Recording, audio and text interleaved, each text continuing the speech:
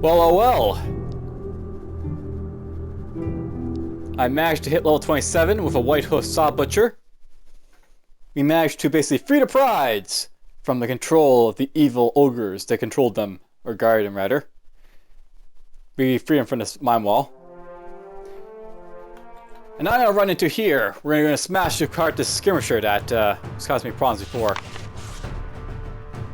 The river flows in best stone.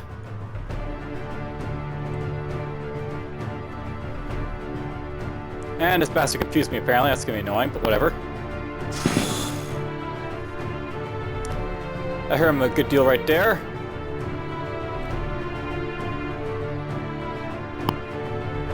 Oh wow, he's got a cloak that basically lets him do stuff. Yeah, these guys can have like other items besides their weapons that let them do stuff, and in this case it was annoying.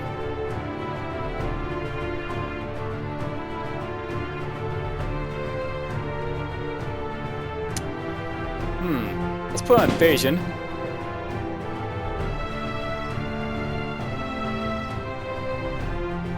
And yeah, this guy's getting really annoying.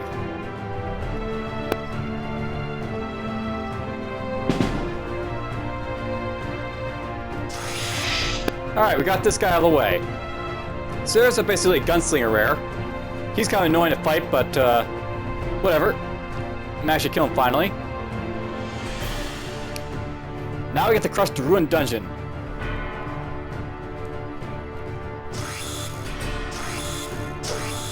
And yeah, notably you can get any type of monster in here, still.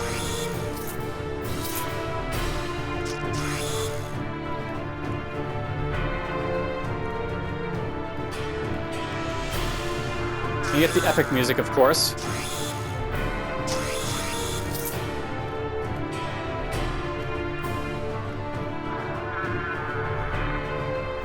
The Skeleton Assassin. Most skeletons announce their presence with a chorus of rattling bones. This one's been charred black and has enough cartilage between its joints to muffle its approach. The first you'll see of it will be the flash of its blade. Shadow Step. Interesting.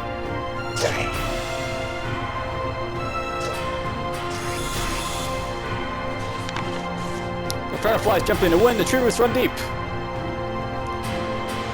But yeah, we got new monsters apparently. And we got this guy over here apparently.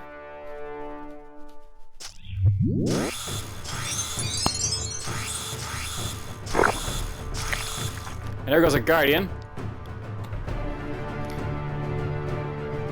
That was fun.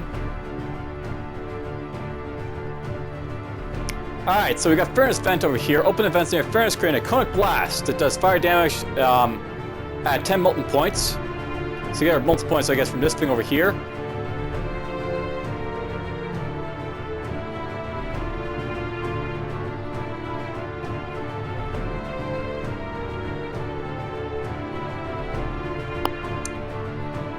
Let's get the Furnace Vent going, I guess, at some point.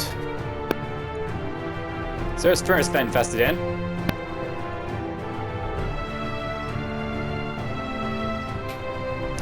And what's this one do? When you reach 10 molten points, your armor overheats, reaching temperature so high that it can cauterize the one detrimental effect on you. A special medical injection with a fire immunity serum at the precise moment to make you immune to the burning effect. When this happens, all molten points are consumed and triggers a Furnace Vent at the trigger that triggered the last molten point. This effect drains 15 steam when triggered and will not trigger if steam is too low. So it's like an automatically, I guess like, you know, reactionary type of thing right here.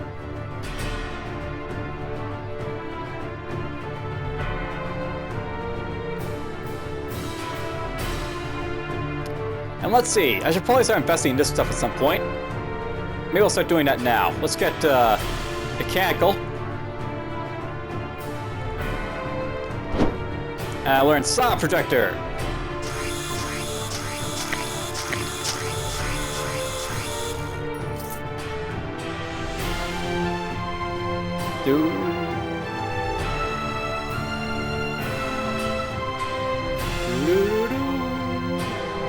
I love that OST, don't you? Okay, where's the Steam Saw Projector?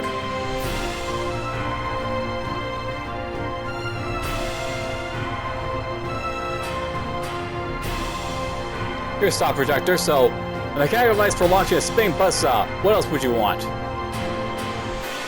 And it can be attached to a dwarven steel saw projector to get project saw. Cool.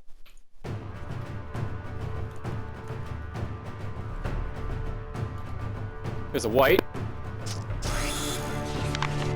Yellow force burns all that lives.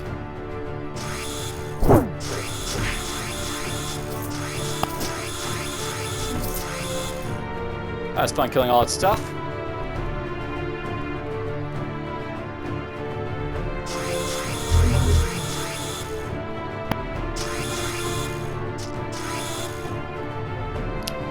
So nice, we killed lots of stuff.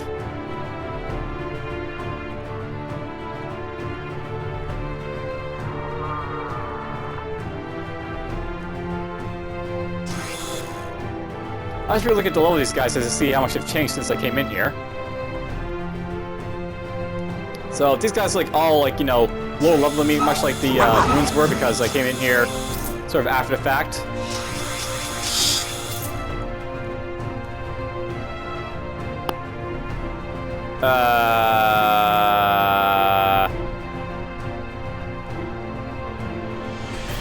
Interesting. Interesting.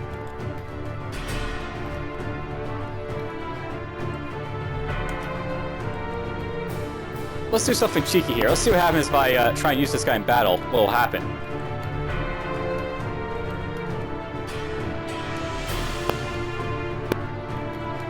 So there's like a bug that should probably be fixed at some point. This guy's appearing as a, you know, an orc in here that is basically part of the orc prides. And yet another one's right there.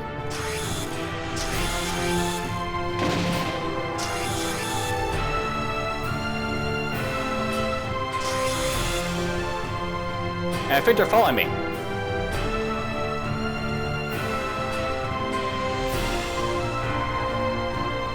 Or at least this one is.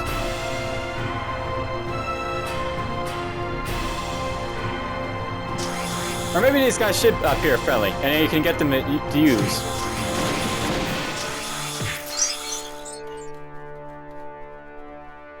Follow me! To glory!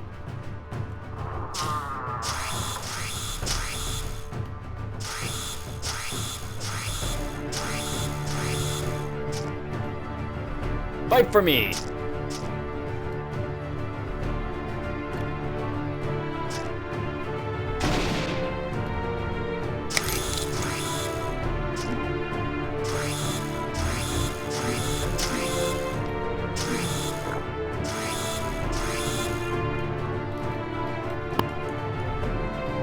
Well, they're not following me now.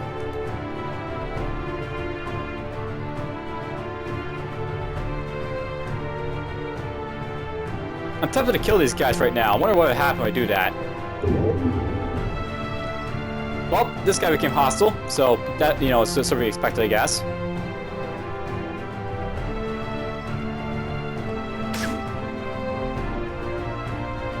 I got crippled. And there we go. We basically killed these guardians. So you do have to kill them basically to get the thing to fire off. That's annoying, but oh well. Had to be done at some point. Healing mod, stats, and all that stuff. We get from this. We get damage on hit, arcane, fatigue less. I think so you have to get some arcane, get more maximum coverance. This actually looks pretty cool. I'm gonna keep this just in case. I might want that used later, perhaps. We'll see.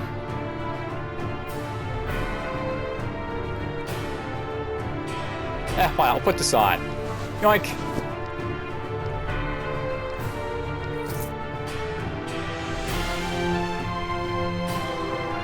That gets light radius too, which is nice, but whatever. That gets light radius. It's interesting how helmets are giving off light radius like this, for whatever reason.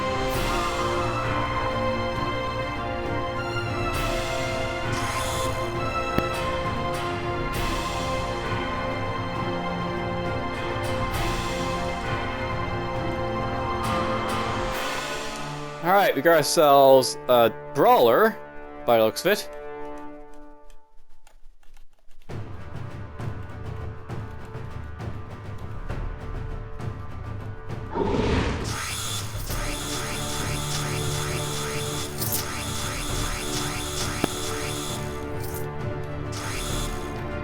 There goes that guy. Mind power, maximum hate, some other stuff. Interesting stuff.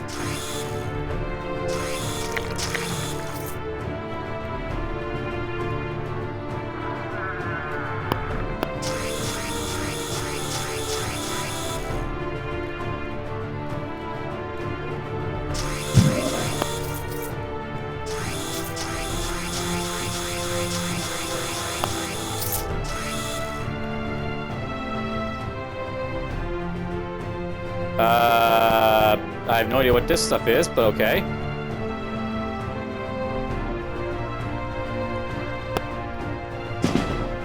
Let's jump over here. Kill the Guardian. Out of phase. That looked like a temporal thing, I guess. Alright, well, let's see here.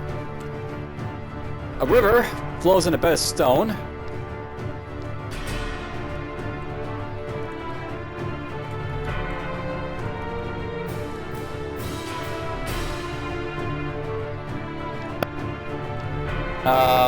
Something. Something about like the feather and the wind and all that. The feather flies gently in the wind, the tree roots run deep.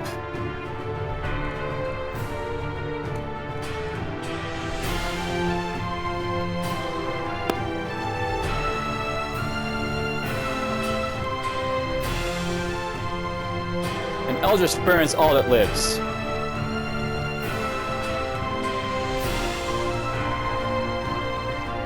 There we go.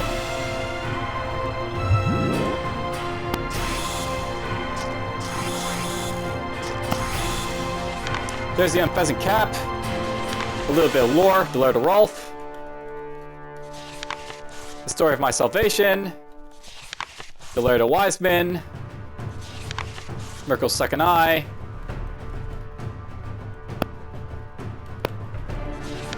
And the infinite dungeon. Ruined dungeon.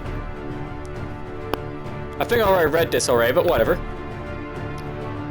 There's a description here. The deceptive god Valkyr fled before the wrath of Godslayer Brenzir and his dark blade Madrith. But though he fled to the depths of the dungeon, he came to an end. Seeing himself cornered, he used his power to delve deeper into the ground, laying traps and summoning enemies to confound his enemy.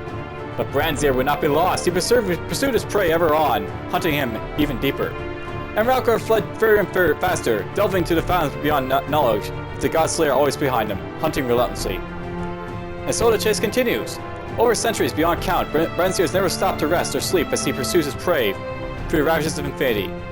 And though death would be a welcome reprieve, he thinks only of the hunt and of vanquishing the cowardly god. Valkyr continues to run, and he does not take a breath that is not a gasp, and he does not take a step that is not in flight. And every beat of his traitor's heart and a pounding of terror as he flees deeper and deeper to the ends of time. This passage seems to point to the passage there. It seems to indicate that there is no possible exits. You should not enter it. And for those who don't know, don't go into that unless you, want to ban the campaign.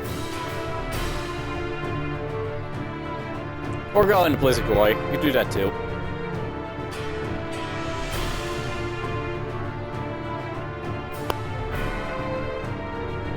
Alright, well, there's lots of stuff there, but whatever. Let's get rid of all that.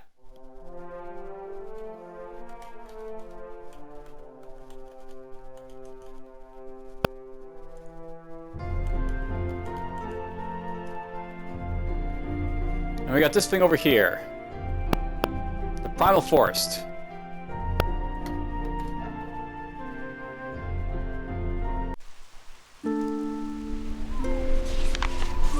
A warning sign. Warning, read this. This forest is the site of a massive and ongoing ecological disaster. As far as I can tell, and as a mender, I have at least some clue of what I'm talking about. Maj'Eyal is trying to fight off an infection, and the infection is fighting back for all it's worth. Given the indiscriminate hostility of the local trends, we can assume the infection is winning, if only slightly.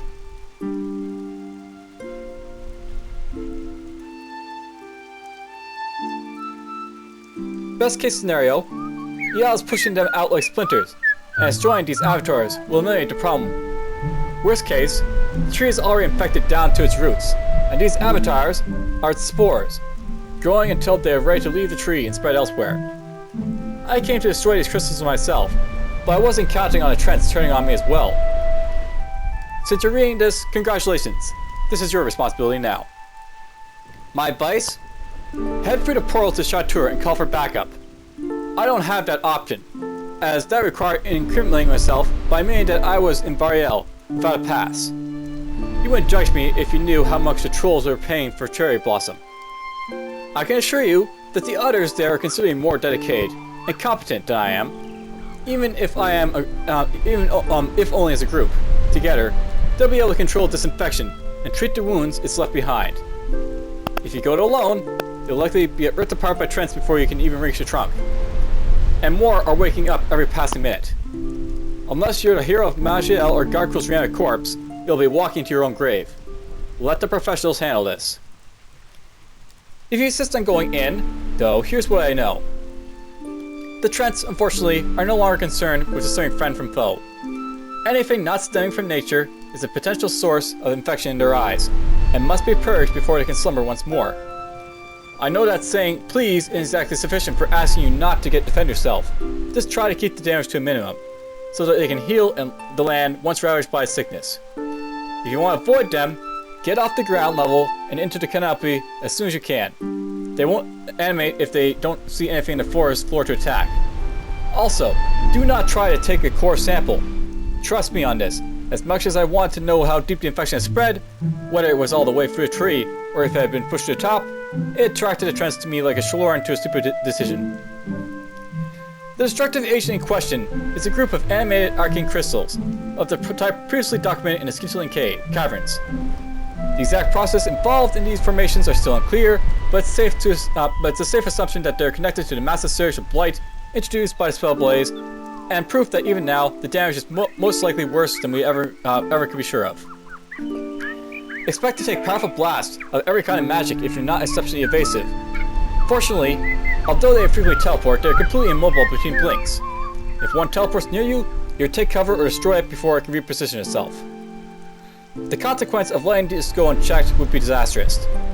Even if this great tree's growth is a sign that the plant's successful fighting off the infection off by pushing it out, the crystalline evaporators could simply climb down, bury themselves, and sicken Maj'Eyal once more. If Maj'Eyal's losing, as much as I love to say it, perhaps these Thaloran pyromaniacs would do some good for once, and in their all too long lives, and cauterize the area down to the roots. Provided, of course, that they can figure out how to do without blowing up the sun. I wish you luck and thank you for doing what I cannot. There are reasons why this is a risk I can't afford to take, but it's probably best for both of us that you assume I'm a coward. It's not too far from the truth. With unending gratitude, this is where I would sign my name, Warrior and Moron. P.S. If you wouldn't mind doing me a personal favor, please destroy any written articles you find. They spilled out of my bag as I fled. I'm already a coward, and I'd rather not be a litterer as well. Okay. So we got themselves crystals. It's been a while since I fought crystals, so I assume this would be like the old forest but with lots of Trents. Uh-oh. Alright, so we got ourselves a crystal bark here. Alright, so here's what I'm thinking about this area. It's probably going to be kind of like the slime tunnels. And for those who don't know what the slime tunnels were like, basically Trents would animate and, you know, you have to fight them.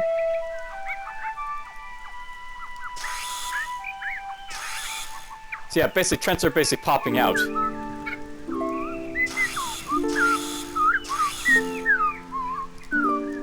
So there's a crystal bark, a very strong near-sentient tree, which has become infected with crystalline structure.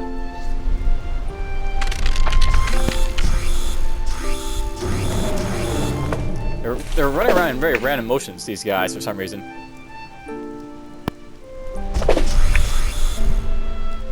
You know, it probably makes sense just to move really fast at this point, so let's do that.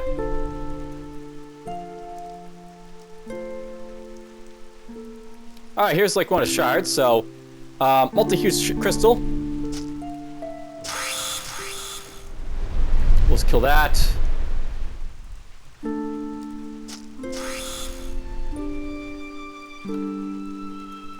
Now, assuming being around crystals is good, by the way. These like crystal structures in the ground, because it's probably less likely that trees are going to form around these.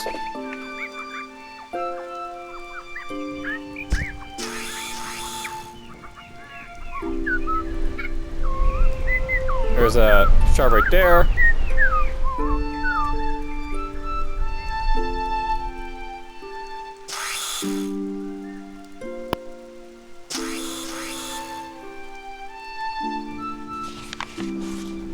A pamphlet. Maj'Eyal needs you. Maj'Eyal needs you. The damage left in the Skintling Caverns, in Norgo's lair, and in countless other places has only now become clear, after the hero Maj'Eyal made them safe to explore once more.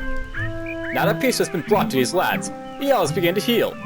But with the arrival of our magic-using cousins from the east, and the allied kingdoms growing acceptance of magic, the balance may once more tip towards ruin.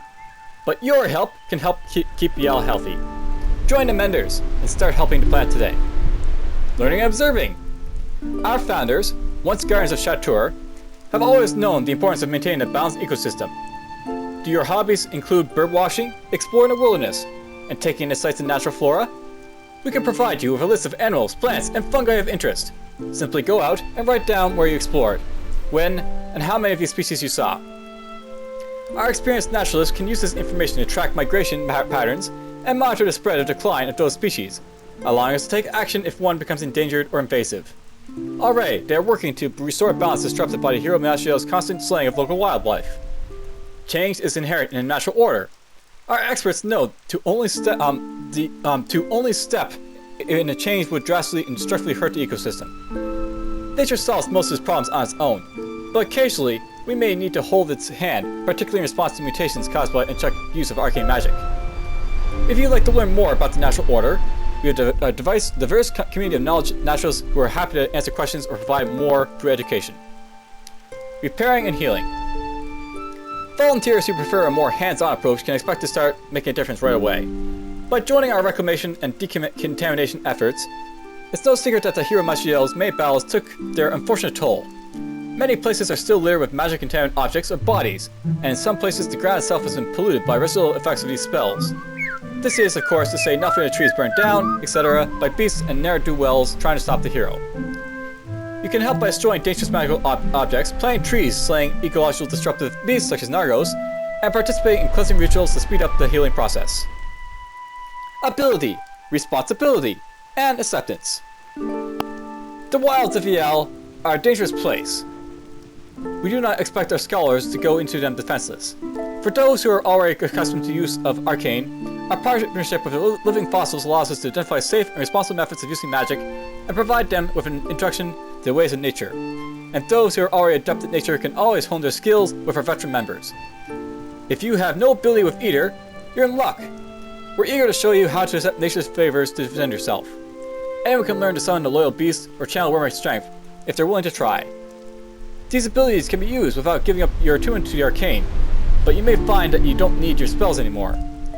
Once you've seen how effective nature's power is. We will never force you to give up magic, but if you happen to be looking for a greater commitment, speak to your instructor about following the path of the Oozemancer. Alright, well, you know, this is actually something I really like about this game, or this campaign. One of the things that I really found, like, in the main campaign is that the Thaloran were never really, like, you know, a big part of that game. Like, you had, like, you know, the Thaloran, like, you know, having a Thaloran problem, and you know, the Grand Corruptor, like, running around. You had, like, you know, Last Hope's, like, Primal Forest, you know, being nearby, and, like, they had, like, the, you know, the Lumberjack that went mad. Little minor quests, but they still sort of happen. The Dwarves had problems with the Orcs, obviously, so they were always having problems, you know, from the get-go. Halflings, you know, had a Halfling the ruined Halfling complex, and, you know, there's other stuff like that. But the Floor never really had anything sort of happen with them. They had, like, you know, Norgos go crazy and had, like, our corruption happening, but they didn't really have, like, you know, a major impact, like, on the first campaign. But it's actually kind of nice, where it feels like they're having a bigger impact now. On tolerance. We recognize that times are changing. Within a year, the Allied Kingdoms have gone from vigorously tolerating magic to openly embracing it, due to the influence of our rediscovered allies in the East. Furthermore, if the reports are to be believed, the ecosystem of Maj'Eyal remains healthy and intact, despite the millennia of continuous magic use. Therefore, our views and approach must change with the times. We are not ignorant to new knowledge. At this point, it should go without saying that reckless use of magic is a dire threat to everything or more or less. Maj'Eyal has never yet fully recovered from even the rampant necromancy of the Age of Dusk, let alone the spellblaze itself. Eliminating all use of magic is the only way to be safe from this situation repeating, but it's possible that lesser use of arcane magic do not have the inherent corruption or harmful effect, judging from the Sun Paladin and the Norfil. They have, contrary to our long-held beliefs, managed to use magic responsibly and safely. We are not so blind as to deny that this is an incredible reassurance. That said, this proves nothing about the most terrible potential of magic. Maybe no Sun Paladin or Norfil is yet to sunk to the depths of depravity of the Age of Death sorcerers, or the tragically reckless mages responsible for the spell blades, but that is no indication that their magic does not have potential for abuse. Fortunately, there is an alternative available. With the proper respect, care, and concentration given to nature, one can be rewarded with powers rivaling or besting the popular use of magic. On a civilian level, summoning fireflies can replace magical lighting, regeneration salves can replace healing spells, and the accelerated crop growth makes for a far more nutritious diet than conjured foodstuffs. For the martial purposes, there's very little that can stand up to the power of nature. An experienced disciple of Maj'Eyal can summon loyal beasts faster than any mage can blast them, crush spell words of all types with draconic might, or resolve a necromancer's army in a tide of corrosive ooze. And if the disciple in question is familiar with the practice of the Zigguramp, we do not condone their approach to defending nature, but their techniques speak for themselves when facing a hostile mage. The best part about these abilities, though, is that they are self-limiting.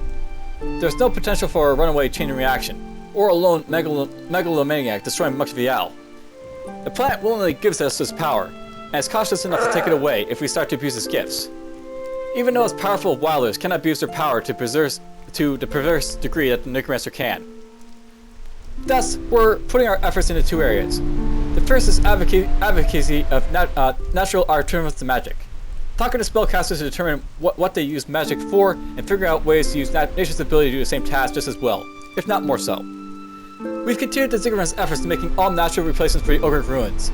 We predict that life expectancy is now only reduced by 4% with our newest mixtures. Developing fertilizing recipes that outperform arcane methods of producing food, created wells near desert settlements, otherwise dependent on water magic, and developed so many other techniques and operations that make magic just obsolete as it is hazardous. The second is minimizing the harm done by the arcane, by educating spellcasters on a safe, responsible, and nature-conscious use of magic. Not every spellcaster is evil, and in fact some may enrich the lives of those around them. Runic magic is at least somewhat self-limiting, and we're working with Living Fossils Guild and hoping of developing a new type of magic, one inherently linked to and limited by nature. Their stone wardens have maintained perfect harmony with nature despite constant use of arcane.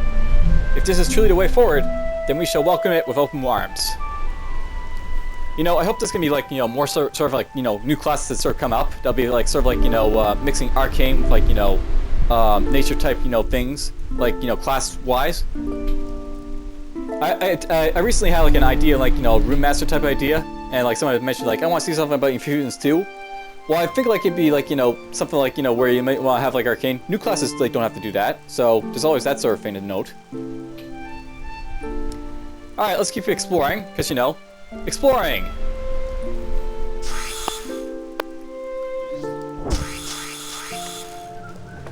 Alright, so apparently staying in here won't like cause these like trees to stop spawning, so that's worth noting.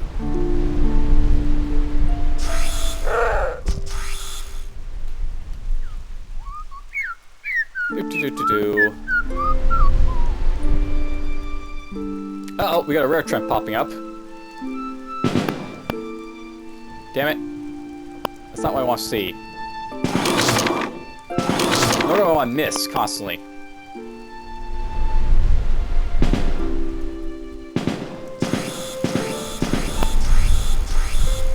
Alright, there we go, we got that guy.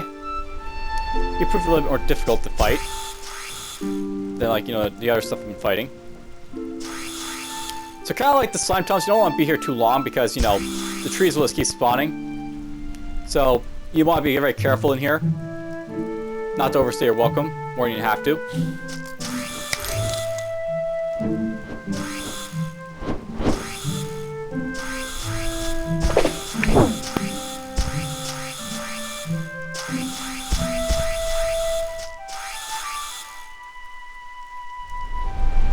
Cool.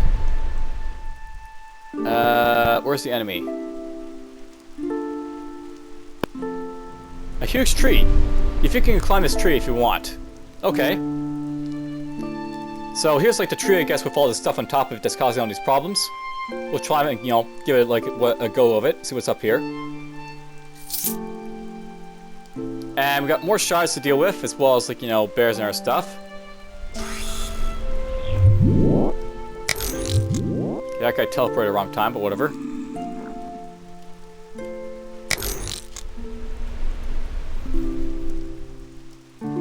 Come on, please move. Just can't move there, so that's a bit of an issue, but whatever. Alright, we got ourselves a boss up here, the crystalline primal root. This once great primal tree has been infused and corrupted by crystals growing wildly all over it. Such a terrible end.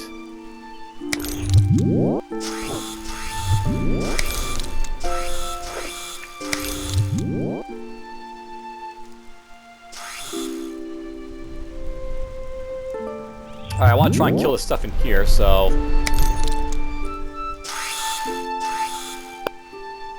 I don't mind fighting a boss, but I don't want to fight him with all this other crap around him.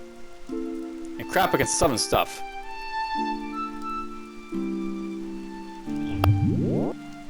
Oh god, there's more of these guys. And they're all higher level than me.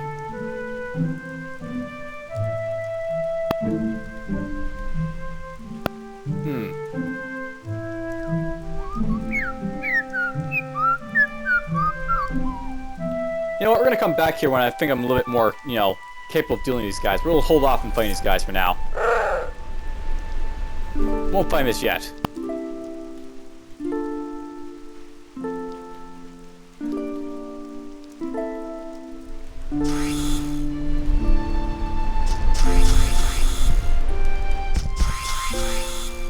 No, I wonder if I get experience for killing these Trents.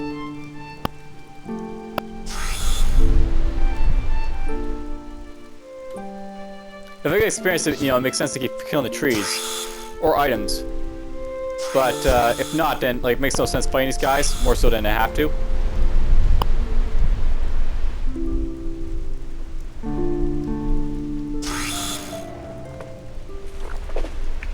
Oops, we got ourselves I'm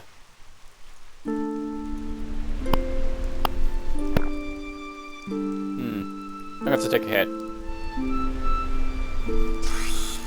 Alright, we kill that guy.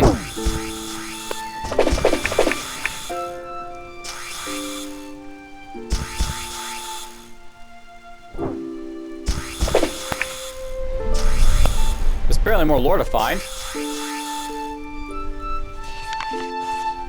A leaf-bound journal. You see here a leaf-bound journal. The moment you open it, it begins to wither and crumble. You manage to read about one page. It is still disintegrating, but slowly enough it's slowly enough that you can read it before it turns to dust. Another vandalized poster, calling us traitors, collaborators, declaring themselves the true Ziggurat. Fools, the lot of them.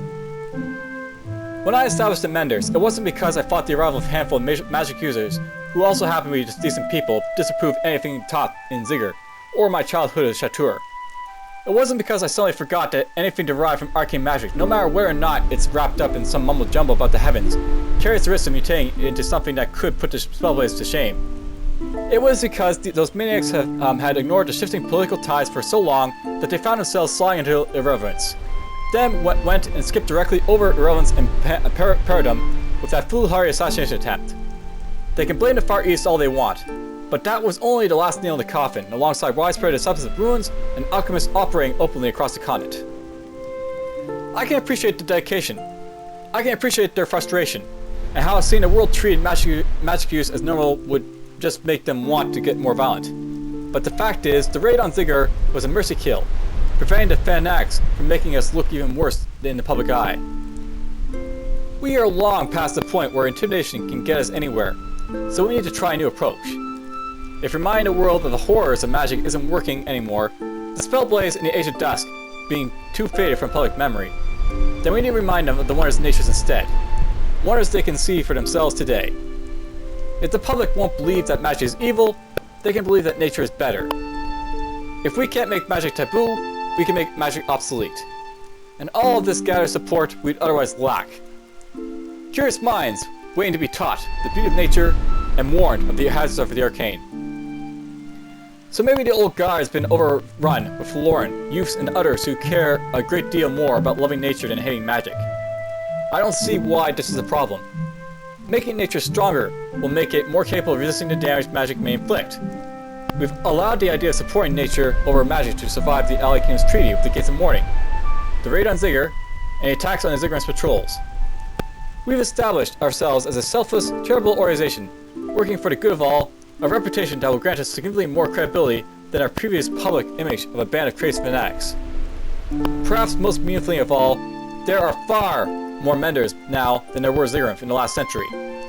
These allies will help us support nature to an incredible degree, and we started offering volunteer courses in classical anti-magic training, allowing them to further refine our techniques for dealing with rogue mages. If and when arcane magic causes another catastrophe, these allies will rally behind us as we defend nature from those who threaten it. And who knows, maybe we can actually teach mages to show a sane level of restraint without wiping them all out. I'm keeping my eyes open for ways to make that happen, no matter how unlikely that they may be. In the meantime, paying off Stonewarren's trainers and buying up Mind Stars and Herbal Infusions for initiates isn't cheap.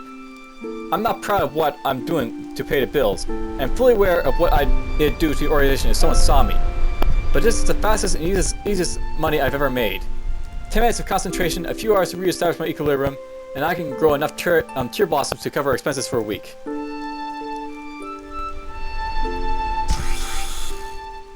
Well, that's quite a bit of lore.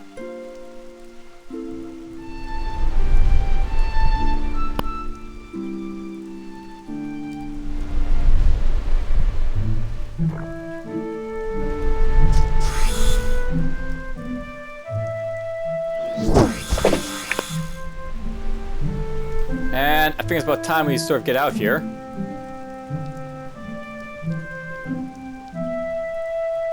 Yep, that's basically it for this instance.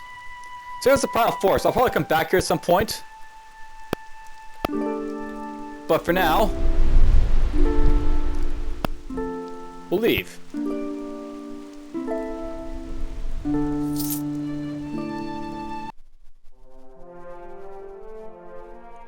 So there's a little bit of, like, you know, new content. And we'll be doing more new content eventually in the future.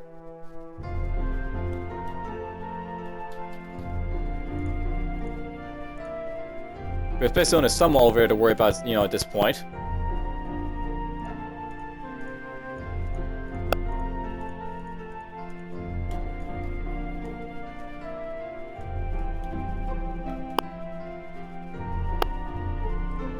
So Sunwall, minimum level 25.